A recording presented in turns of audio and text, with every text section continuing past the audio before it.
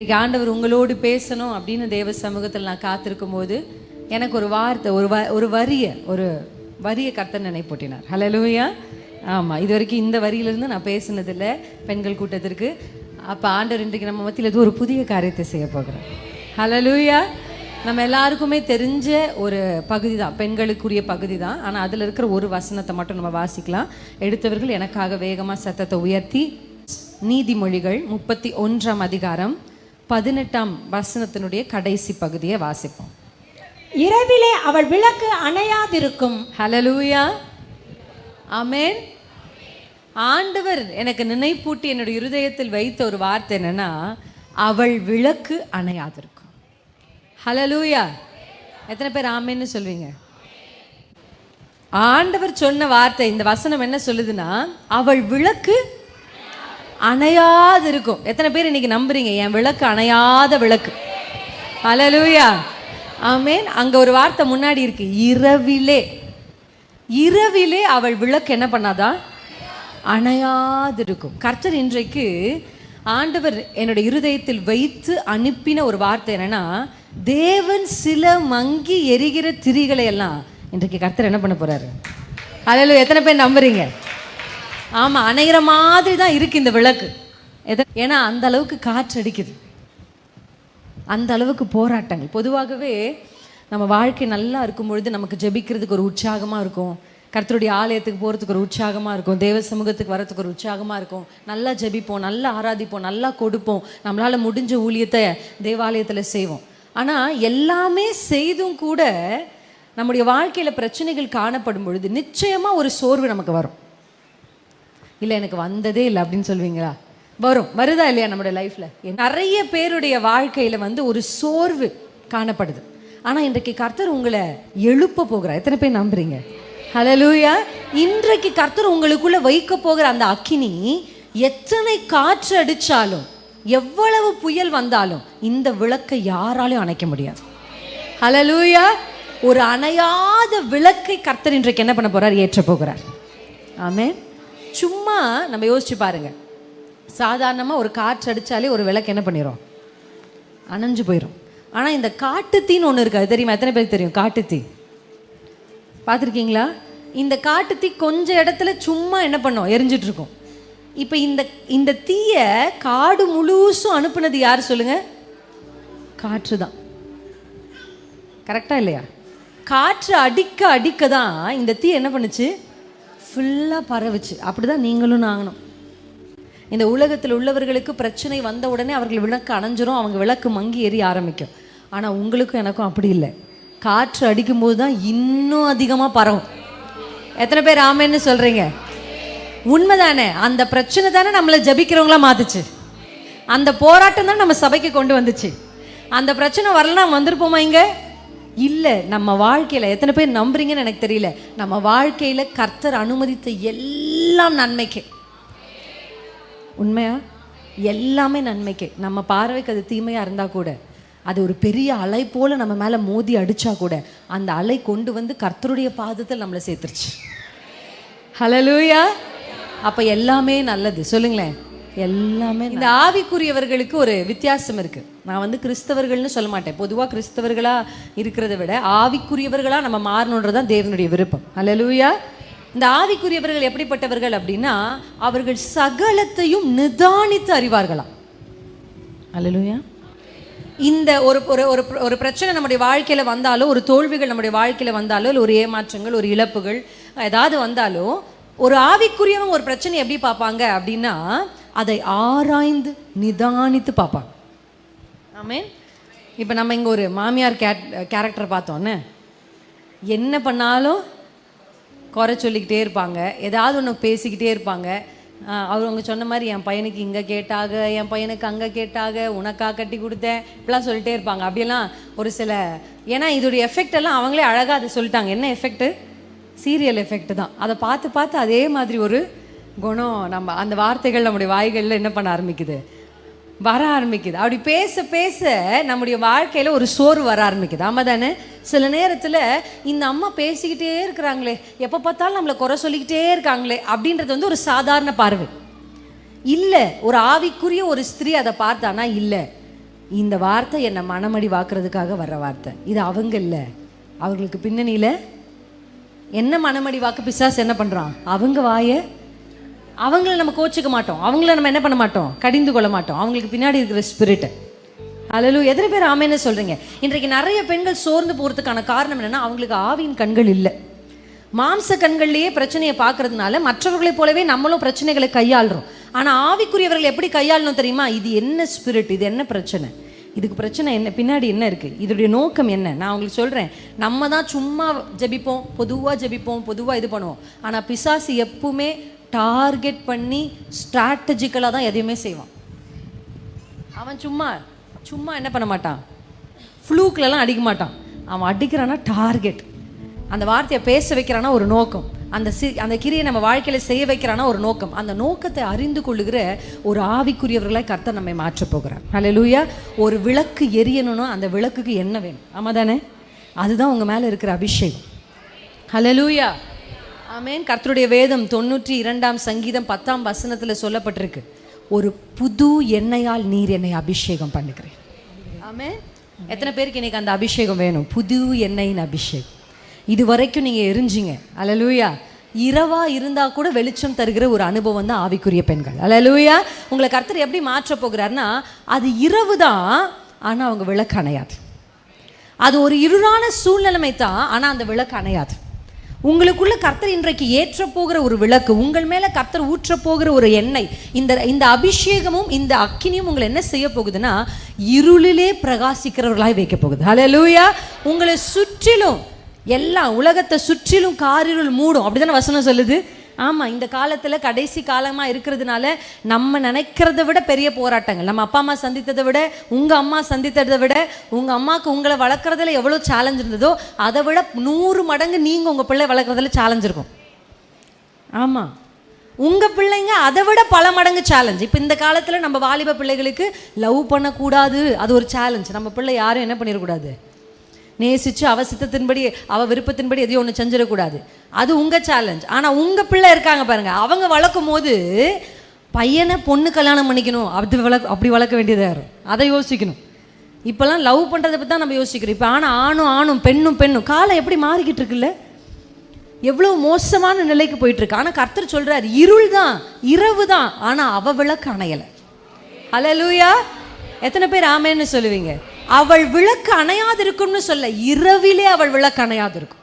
எவ்வளவு இருளான சூழ்நிலை, எவ்வளவு போராட்டத்தின் நடுவில், எவ்வளவு பிரச்சனை நடுவில் இருந்தாலும் உங்கள் விளக்கு எரியும் பொழுது கர்த்தர் உங்கள் வழியாக உங்கள் குடும்பத்துக்கு ஒரு பெரிய பிரகாசத்தை கொடுக்க போகிறார். எத்தனை பேர் நம்புறீங்க? ஹல்லேலூயா. 1000 பேர் ஆண்டருக்கு வேண்டாம், ஒரே ஒரு அம்மா போதும். ஒரு அம்மா, அதில் எனக்கு முழு நம்பிக்கை இருக்குது. வேதத்திலும் நான் பார்த்துருக்கிறேன், என் வாழ்க்கையிலையும் நான் பார்த்துருக்கிறேன். எவ்வளவு பெரிய இருள் இருந்தாலும் ஒரு தாயினுடைய அணையாத விளக்கு அந்த முழு குடும்பத்தையும் பிரகாசிக்க வைக்கும். ஹல்லேலூயா. உங்க குடும்பம் பிரகாசிக்கணும்னா உங்க விளக்கு எரியணும்.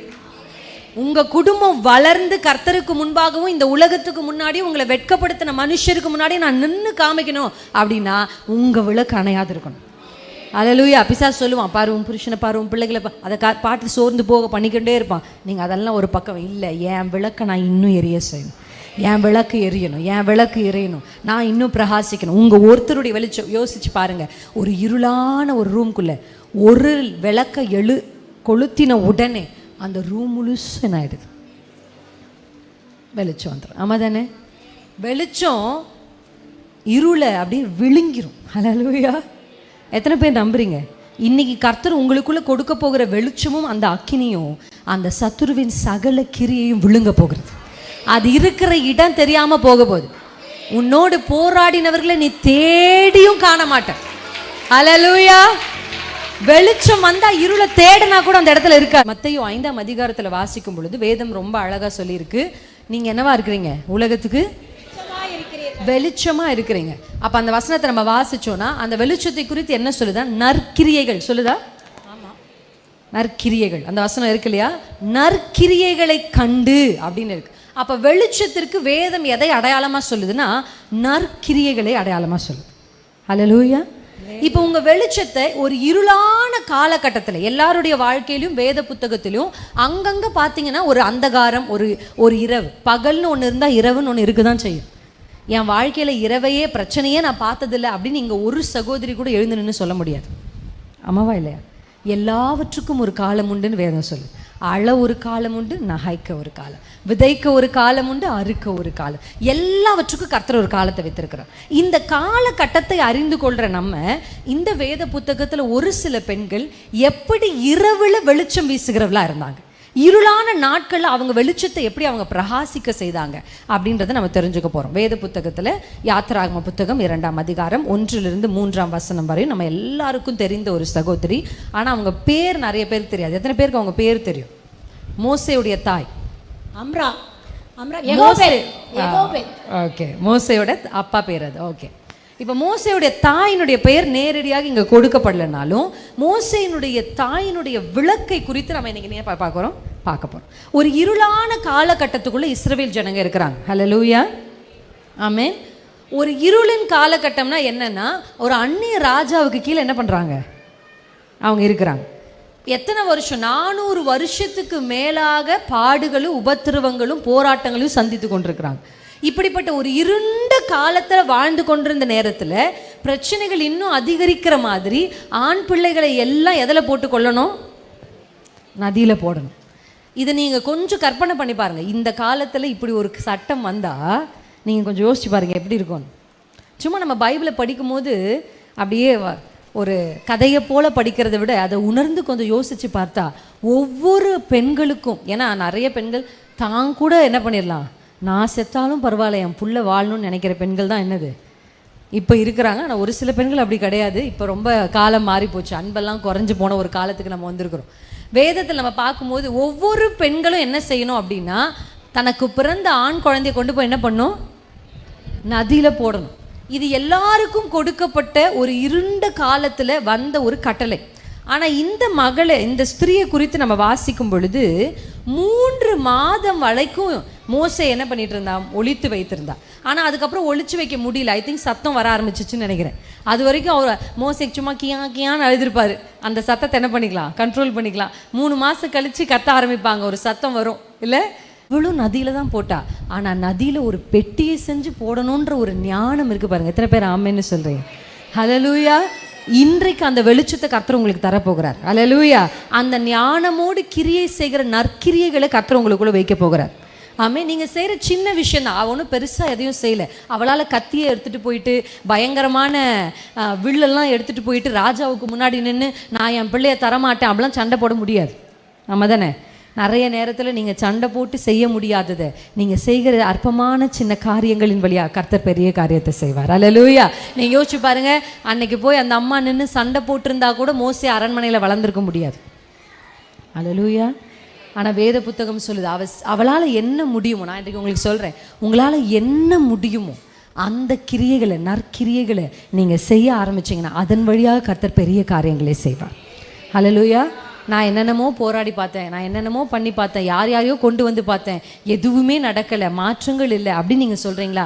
ஆண்டுகிட்ட ஜெபம் பண்ணுங்க. இயேசுப்பா, இந்த காரியத்துக்கு நான் என்ன செய்யணுன்ற ஞானத்தை எனக்கு தாங்க. அல்லேலூயா. வேத புத்தகம் முழுசும் பெண்களுக்கு தேவையான அத்தியாவசியமான ஒன்றை வேதம் வலியுறுத்திட்டே இருக்கு. என்ன தெரியுமா? ஞானம், புத்தி. அல்லேலூயா.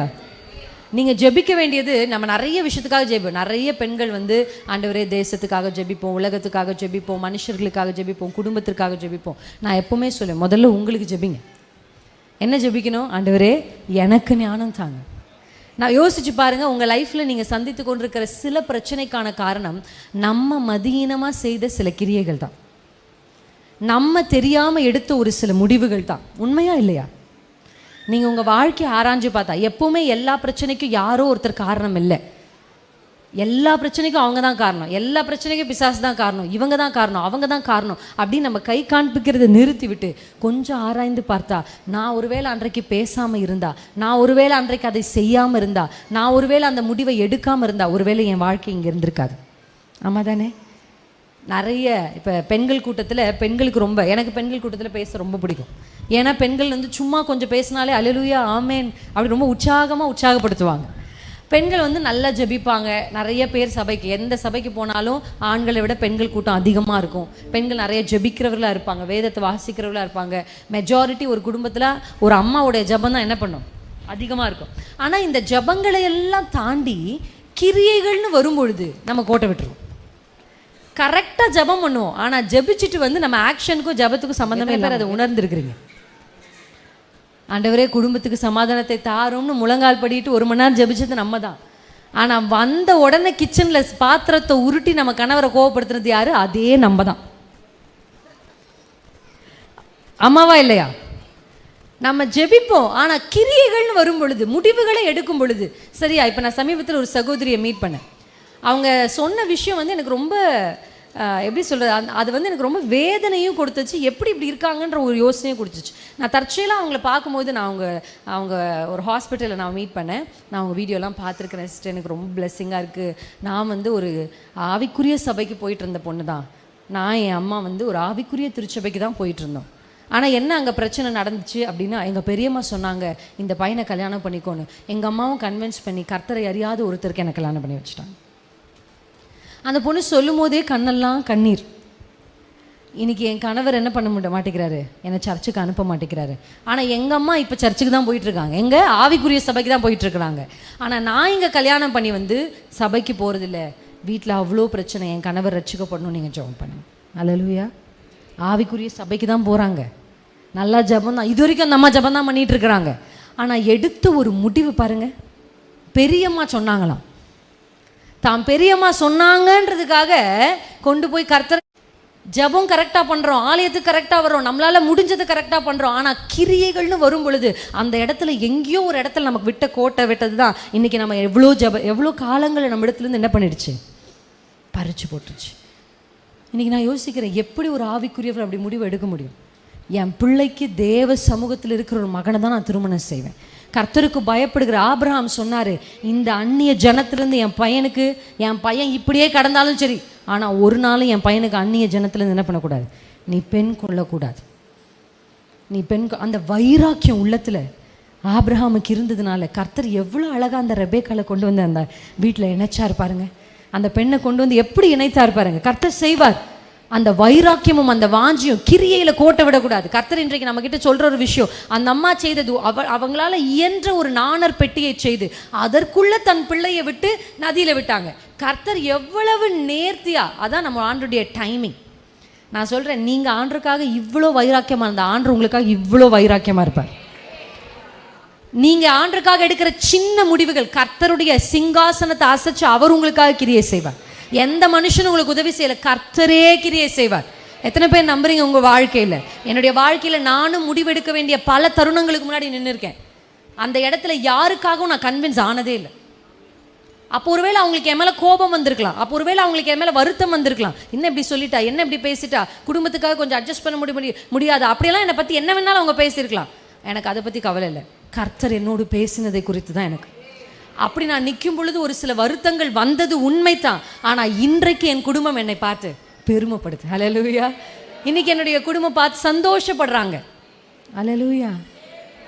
துவக்கத்தில் கர்த்தருக்காக நிற்கும்போது சில இழப்புகள் நீங்கள் சந்திக்க வேண்டியதாக இருக்கலாம், சில உறவுகள் நீங்கள் இழக்க வேண்டியதாக இருக்கலாம். பெரியம்மா சொல்லிட்டாங்க, என் அக்கா சொல்லிடுச்சு, அதனால அந்த பிள்ளையை நான் கொடுத்துட்டேன். அக்கா, என் பிள்ளை வாழ்க்கை கர்த்தர் என்ன கூட பேசியிருக்கா. அவங்களுக்கு அந்த கன்விக்ஷன் இருக்கா, அதான் உங்களுக்கு தெரியும். அதனால தான் எப்போவுமே சொல்லுவேன். இப்போ அந்த நெகட்டிவை பற்றி பேசும்போது ஒரு அக்கா பேசினாங்களே நடுவில் நின்று, அந்த மாதிரி ஆலோசனை கேட்கறதுக்காக நம்ம போகிறோம் பாருங்க. யாரோட போய் நம்ம பேசுகிறோன்றது ரொம்ப முக்கியம். அதனால பெண்கள் எப்பொழுதுமே ஒரு ஆவிக்குரிய ஐக்கியத்தோடு இருக்கணும்.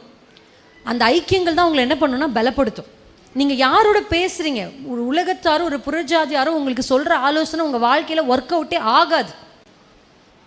உண்மை, அது உங்களுக்கு ஒர்க் அவுட் ஆகாது. அதனால ஒரு நாள் அந்த ஆலோசனை நீங்கள் என்ன பண்ணவே கூடாது, உடன்படவே கூடாது. கிரியைகள்னு வரும் பொழுது எல்லாரும் தூக்கி போட்டாங்க, நீயும் தூக்கி போடு. இப்போ அப்படி தானே எல்லாம் சொல்கிறாங்க. இப்போ நம்ம எதுக்காக நிறைய பேர் தவறான முடிவுகளை தவறான கிரியைகளை செய்கிறதுக்கான காரணம் என்ன தெரியுமா? சோஷியல் ப்ரெஷர், குடும்பத்தில் கிடைக்கிற ப்ரெஷர். இப்போ எல்லாரும் பண்ணாங்க, அப்போ அவளும் என்ன பண்ணியிருக்கலாம், போய் நதியில் போட்டிருக்கலாம். எல்லாரும் அப்படி தானே பண்ணுறாங்க. இல்லை, எல்லாரும் பண்ணுறது போல் நீ பண்ண முடியாது. உனக்குள்ள கர்த்தர் ஒரு வெளிச்சத்தை வைத்திருக்கிறார். ஹல்லேலூயா. இந்த வெளிச்சம் அதை செய்ய ஒத்துக்கவே ஒத்துக்காது. அல்லேலூயா. அந்த அம்மாக்குள்ள ஒரு வெளிச்சம் இருந்துச்சு பாருங்க. அந்த வெளிச்சம் ஞானம், அந்த நற்கிரி என்கிற வெளிச்சம், அந்த ஒரு சின்ன நாணர் பெட்டி தன்னால் இயன்றதை அவள் செய்து நதியில் விட்ட பொழுது கரெக்டாக பார்வனுடைய குமாரத்தி, என்ன ஒரு டைமிங் பாருங்களேன், ரொம்ப நல்ல டைம். எஸ்தர் புத்தகத்தில் ஆண்டவர், கடவுள், கர்த்தர், தெய்வம்லாம் எதுவுமே கிடையாது. அது நேரடியாக தேவனுடைய கிரியைகள் அங்கே இல்லைனா கூட மறைமுகமாக ஒவ்வொரு டைமிங்கை பார்த்துருக்குறீங்களா? எப்படி இருக்கும் தெரியுமா? கரெக்டாக ராஜ